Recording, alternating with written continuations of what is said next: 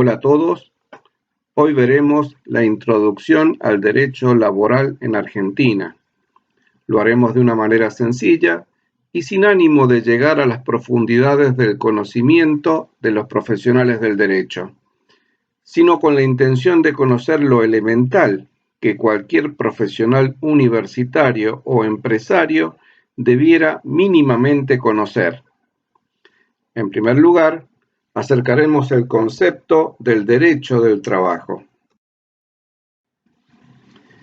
El derecho del trabajo, también llamado derecho laboral, es una rama del derecho cuyos principios y normas jurídicas tienen por objeto la tutela del trabajo humano realizado en forma libre, por cuenta ajena, en relación de dependencia y a cambio de una contraprestación.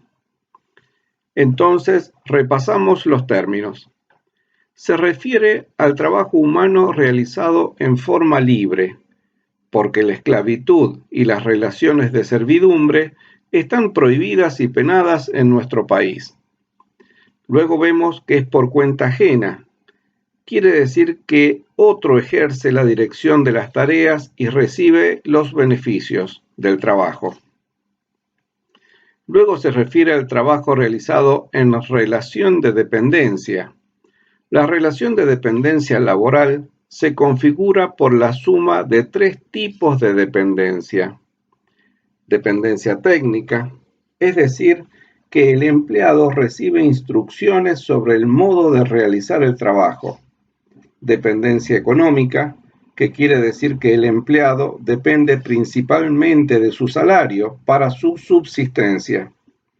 Dependencia jurídica, que significa que las consecuencias legales del trabajo, tales como los beneficios obtenidos, la responsabilidad civil y comercial del trabajo realizado por el empleado, se atribuyen a su patrón. Por último, vemos que el trabajo se realiza a cambio de una contraprestación. Quiere decir que el trabajo no se presume gratuito. Tiene que haber una contraprestación que es principalmente económica, que se llama sueldo o remuneración, pero que también se acompaña de otras contraprestaciones llamadas beneficios sociales, tales como obra social, seguro de accidentes de trabajo, aportes jubilatorios, etc. El derecho laboral es un sistema normativo heterónomo, es decir, que está sometido a un poder externo superior que hace que sea de orden público y también autónomo, porque tiene normas propias que regulan determinados tipos de trabajo dependiente y de relaciones laborales. Orden de prelación o jerarquía. Veamos ahora el orden de prelación o jerarquía en la aplicación de las leyes laborales en Argentina.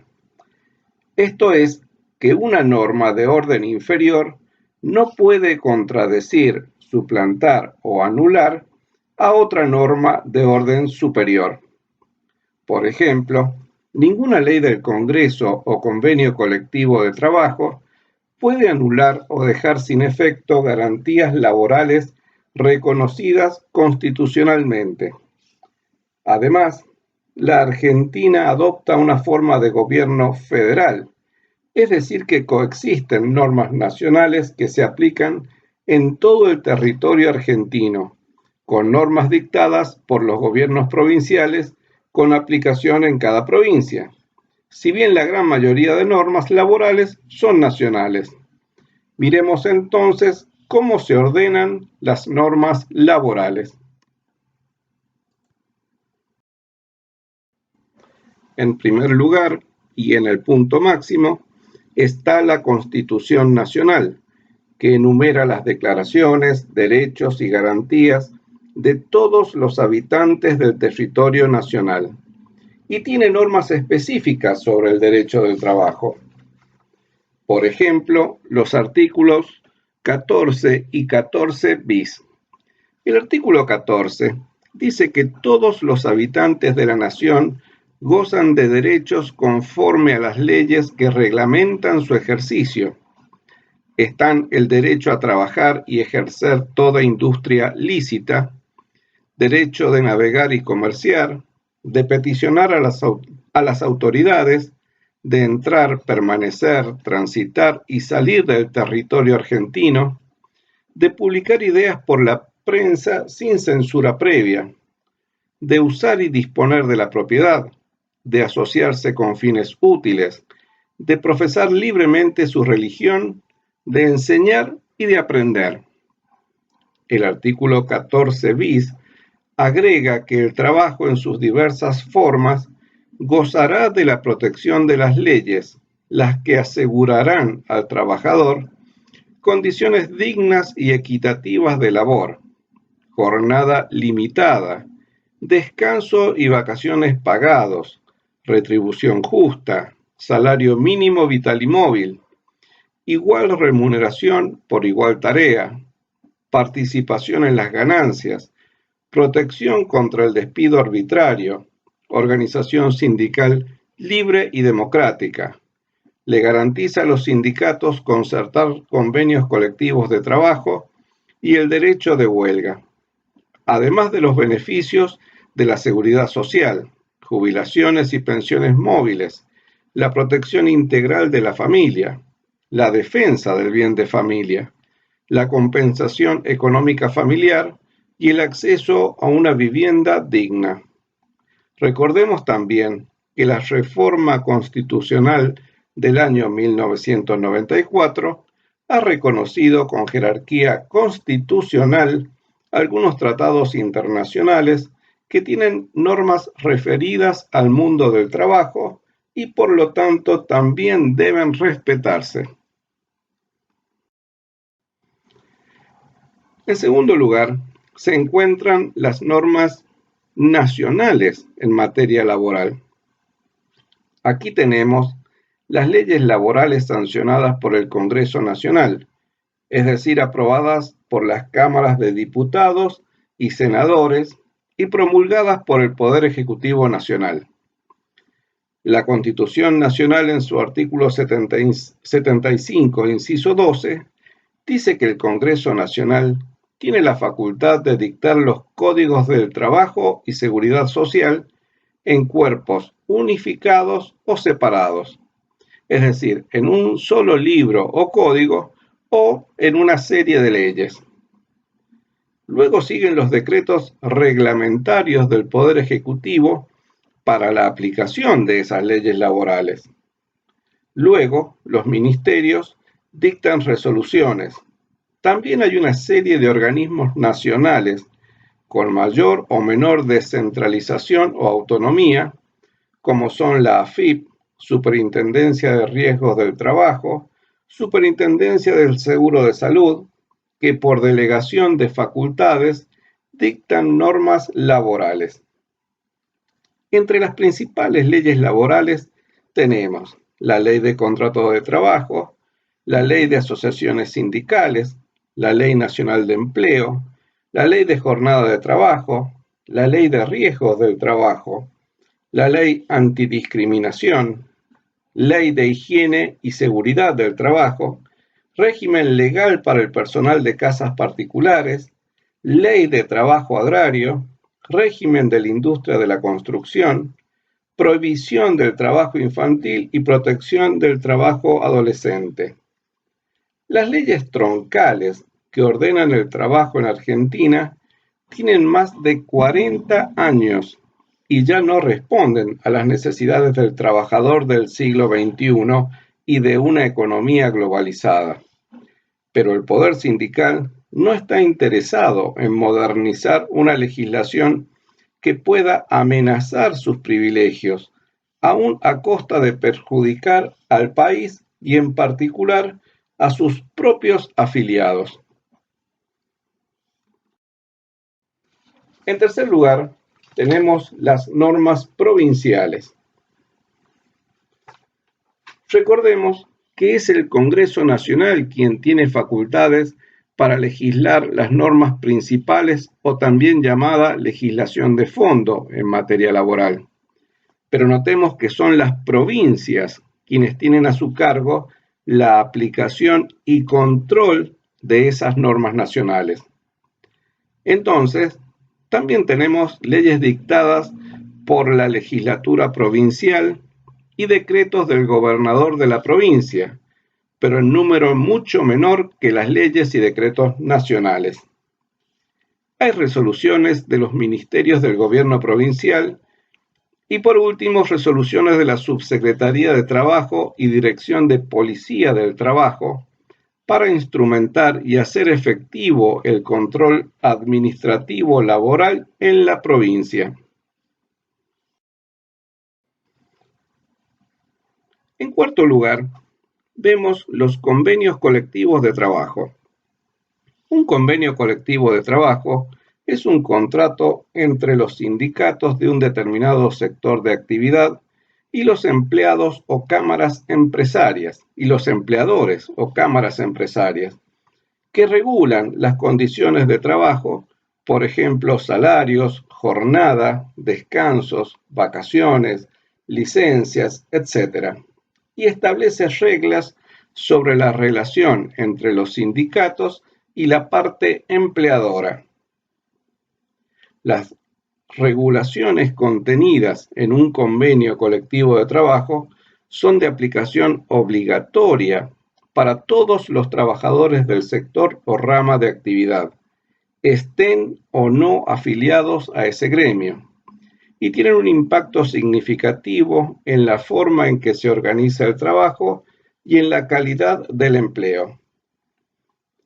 Entre los principales convenios colectivos de trabajo de la actividad gastronómica tenemos el 389 del año 2004, el 397 también del año 2004, el 401 del año 2005. Los laudos arbitrales se utilizan para el caso de que el sindicato y la patronal no lleguen a un acuerdo. Entonces, la autoridad administrativa resuelve por ellos con una norma de aplicación obligatoria.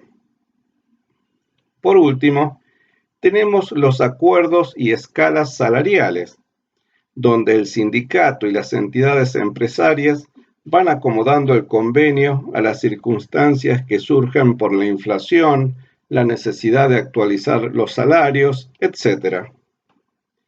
En Argentina, el sindicalismo tiene un poder tan grande que influye decisivamente en la definición de las elecciones presidenciales, al punto de que es casi imposible que un candidato a presidente pueda ganar una elección sin el apoyo de los principales sindicatos. Los principales dirigentes sindicales que representan a los empleados de comercio, camioneros, sanidad, obras sanitarias, taxistas, llevan más de 30 años en el poder de sus sindicatos. El secretario general del sindicato gastronómico lleva 40 años al frente de su sindicato. Difícilmente se pueda colocar al sindicalismo argentino dentro de un sistema republicano y democrático de gobierno, pareciéndose más a un sistema feudal, con señores con verdaderos títulos de nobleza sindical. En la solución de conflictos de trabajo, se tienen también en cuenta los principios generales del derecho laboral. Entre ellos tenemos el principio protectorio, que agrupa tres aspectos. El primero es la hiposuficiencia del trabajador, es decir, que el trabajador se encuentra en estado de necesidad frente al patrón, y por eso este principio intenta nivelar la fuerza de negociación a favor del trabajador. El principio de irrenunciabilidad es que las leyes laborales son de orden público, es decir, que se aplican a todos los habitantes y ni siquiera la voluntad de las partes, empleado y patrón, pueden anularlas. El principio indubio pro operario quiere decir que en caso de duda en la aplicación de las leyes, se optará por la que más beneficie al trabajador. Este principio protectorio encuentra su lugar en las relaciones de un trabajador y una gran empresa, donde lógicamente el peso o poder de negociación de la empresa es muy superior al del trabajador.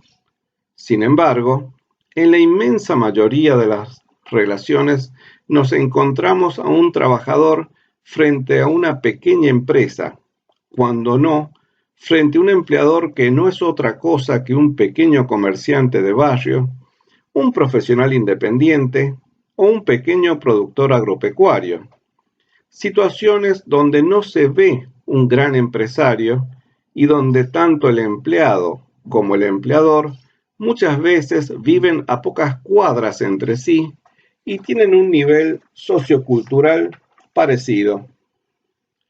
En estas situaciones, el principio protectorio no es más que un abuso de poder frente al pequeño empleador, que perjudica gravemente las pequeñas economías que generan empleo genuino. Vemos el principio de continuidad del contrato de trabajo, que hace referencia a que se va a preferir la continuidad de la relación laboral antes que la ruptura del vínculo laboral.